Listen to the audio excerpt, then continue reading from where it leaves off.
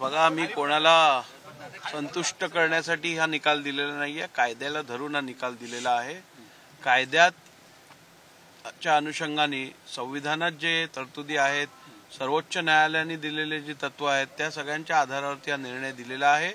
त्यामुळे आणि आपल्याला माहिती आहे, आपल्या देशात कोणताही नागरिक हा सर्वोच्च न्यायालयात किंवा उच्च न्यायालयात आर्टिकल 226 आणि आर्टिकल 32 खाली निश्चितपणे दाद मागू शकतो. परंतु याचिका दाखल केली म्हणजे काय मी दिलेला निर्णय अयोग्य ठरला असं नाहीये. मी दिलेला निर्णय अयोग्य ठरवण्यासाठी त्यात नियमबाह्य काय झालं असेल अथवा घटनाबाह्य काय असेल किंवा बेकायदेशीर काय असेल ते दाखवून द्यायला लागेल, तरच तो निर्णय रिव्हर्स होऊ शकेल. खासदार अरविंद सावंत यांनी सुद्धा उद्या खासदार अरविंद सावंत यांनी तुमचा एक जुना व्हिडिओ दाखवलेला आहे आणि त्यांचं म्हणणं आहे की पक्षप्रमुख म्हणून उद्धव ठाकरे यांची नेमणूक झाली होती त्यावेळी तुम्ही शिवसेनेमध्ये होता. 2013 सालचा व्हिडिओ आहे. मग तुम्ही शिवसेनेची धुरा उद्धव ठाकरे सोडून एकनाथ शिंदेकडे कशी दिली? सर्वप्रथम मुद्दा हा आहे की 2018 मध्ये जे कॉन्स्टिट्यूशन अमेंड केलं, जी घटनेत बदल केला, ती घटना ग्राह्य धरायची की 1999 मध्ये जी इलेक्शन कमिशनकडे घटना दिलेली ती ग्राह्य धरायची. 2013चा कुठे विषयच येत नाही. आणि मी माझे फोटो आणि मी कुठे हे दाखवण्यापेक्षा वेळेत जर तुम्ही घटना खरोखर जर दुरुस्ती केली असती आणि ती जर दाखवली असती तर आता हा प्रसंगच आला नसता. आता अनिल परब 4 एप्रिल 2018चं पत्र दाखवतात सगळ्यांना आणि सांगतात आम्ही इलेक्शन कमिशनकडे हे सबमिट केलं घटना आणि ही आमची अक्नॉलेजमेंट आहे. वस्तुस्थिती अशी आहे की ते रेकॉर्ड माझ्याकडे रेकॉर्डवरती पण आहे.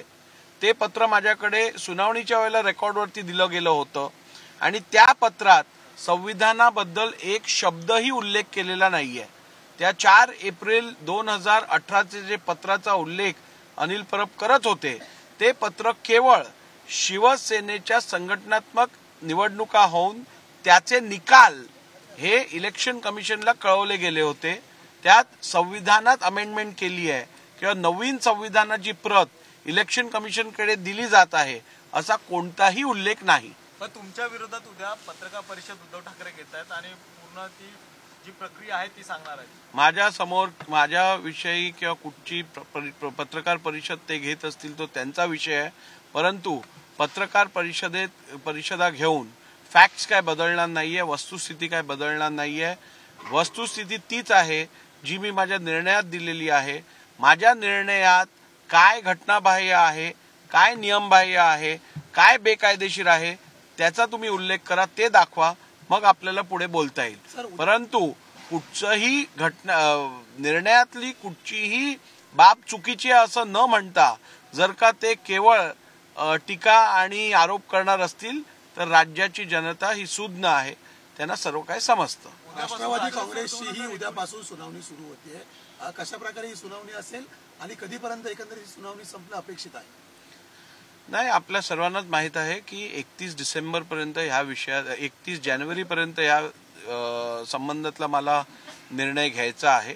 त्यामुळे संपूर्ण प्रक्रिया पार पाडून लवकरात लवकर हा निर्णय घ्यायचा माझा प्रयत्न राहील. इश्यू फ्रेमसाठी उद्या इश्यूज फ्रेम होतील आणि पुढची कारवाई चालू होईल. उद्या साधारणतः किती वाजता ही सगळी सुरू होईल? आता ते विधिमंडळ सचिवालयातनं सगळ्यांना निरोप जातील त्या संदर्भातले. धन्यवाद सर.